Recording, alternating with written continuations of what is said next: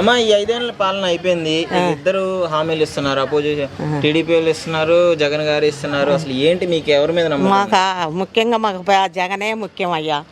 జగనే మాకు పెద్ద కొడుకు లాగా మాకు అన్ని ఉపయోగం అన్నీ చేశాడు. రావాలి, ఆయనే రావాలి. పెద్ద కొడుకు ఏంటమ్మా, ఏం చేశాడమ్మా?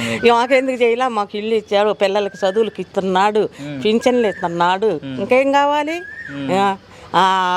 అమ్మబొడులు అందరికి అన్నీ ఇస్తున్నారు కదా. ఈయన ఏమైతే ఇస్తున్నాడు ఎంత వేస్ట్. జగన్ అంత అప్పులు చేస్తున్నాడు. చంద్రబాబు లేదు, చంద్రబాబు దుర్మార్గుడు, సగం దుర్మార్గుడు చంద్రబాబు. ఆయన వస్తే మీకు బస్సులు ఫ్రీ, గ్యాస్ సిలిండర్ వద్దు ఉట్టిదే, డూబు వద్దుదే. ఆ మాటలు అసలు నేను చచ్చినా నా లైఫ్ లోనే వేయలే ఇంతవరకు చంద్రబాబుకి. అవునా? ఎందుకమ్మా? నాకంటే ఇష్టం లేదు. ఆయన ఇస్తా అంటున్నాడు కదా, పోనీ ఎక్కువ వచ్చింది, 4,000 ఇస్తా అంటున్నాడు పింఛన్. 4,000 కాదు, 10,000 ఇచ్చినా మాకు అవసరం లేదు. 10,000 ఇచ్చినా వద్దా? మాకు 10,000 ఇచ్చినా అవసరమే లేదు, చాలు మాకు. ఆ 3,000 ఇచ్చినా చాలు. అయితే ఇంకా పెంచుతా 3,500 చేస్తా అన్నాడు. అసలు నమ్మకం ఉంది ఆయన ఇచ్చిన పథకాలు చేస్తా? అసలు అన్నీ మాకు జగన్ మాకు అన్నీ ఏమి తరుగు లేకుండా చేశాడు. మాకు అదే ముఖ్యం, ఆయనే కావాలి. ఓకే. సో ఇప్పుడు ఎందుకు అసలు అంత అభిమానం? అంటే ఇంకో పార్టీ ఆయన కూడా చేస్తా అంటున్నాడు. అవసరం లేదు, ఉట్టిదే మాకు అవసరం లేదు. ఎంత డూబు మాయ, అంత మాయే. అది ఒకటి చేసి 4 నూగుతాడు, దానికి ఏందంట? మామూలు రోజే మేము వేయలేదు బాబు. ఇవాళ జగన్ వచ్చాడే కదా, కారం నుంచే నేను వేయలే. మా ఊళ్ళో ఎమ్మెల్యే చేసినప్పుడే వేయలేదు స్వామి, తెలిసిన. మేము తెలుగుదేశం అనేది మా పొరపాటుకోలేదు. ఎవరన్నా రాని మాకు కాంగ్రెస్, మన జగనే. మా అమ్మ ఇదిగండి తమ్ముడు, ఏమా మా అమ్మగారు.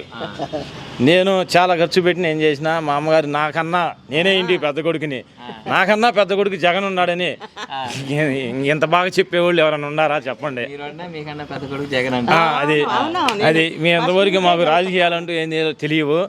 జగన్ అన్న వచ్చినాక జరిగిన దాన్ని బట్టి రాజకీయాల్లోకి దిగాలని కూడా నేను కూడా మొట్టమొదటిసారిగా రాజకీయాలు అనేది తెలుసు అండి. మేము ఏనాడు రాజకీయాల్లోకి దిగలేదు.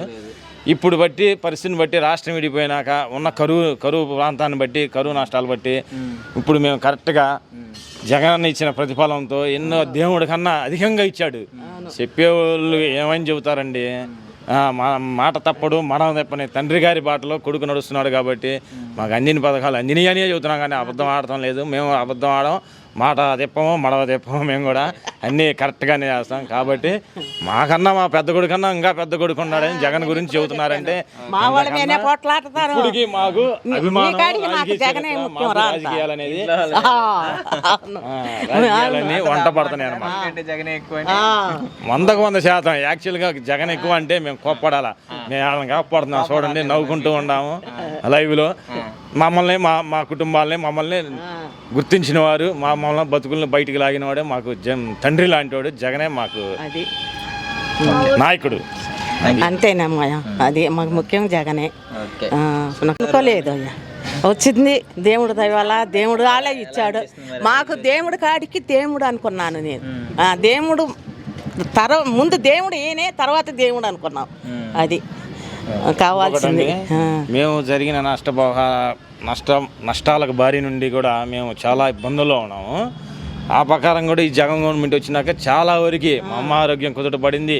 కొన్ని లక్షలు అయితే ఖర్చు పెట్టి బాగు చేయించుకున్నాం. ఆ టయానికి మాకు డబ్బు ఉండా లేకపోయినా వాళ్ళు ప్రతిఫలం మీద మాట తప్పకుండా టయానికి వేయటం కానీ 4 రోజులు 3 రోజులు అటు ఇటు కానీ పక్కా జరిగినాయి. ఇల్లు ఆరోగ్యశ్రీ వచ్చింది, ఇల్లు వచ్చినాయి, ఆ పిల్లల చదువులు అమ్మఒడి పడ్డాయి, అన్నీ సమంగా జరిగినాయి. కానీ మేము అభిమానం అని చెప్పేసి మమ్మల్ని చాలామంది ఇదిలో ఉంటారు, భయపెడుతున్నారు. మాకు మరి ఏం జరిగిద్దో కానీ ముందు అది మాత్రం షూర్ అండ్ డామండ్ షూర్ అండి. మరి మాకు జగన్ కాపాడుతాడో, మా కుటుంబాలని ఆర్చుతాడో, తీరుస్తాడో 100% గెలిచినాక మళ్ళీ ఆయన ముందుకు వెళ్ళి నేను మాట్లాడతాను. అప్పుడు దాకా ఆయన కోసం ఎదురు చూస్తూ ఉంటాను ఖచ్చితం. అది ఓకే.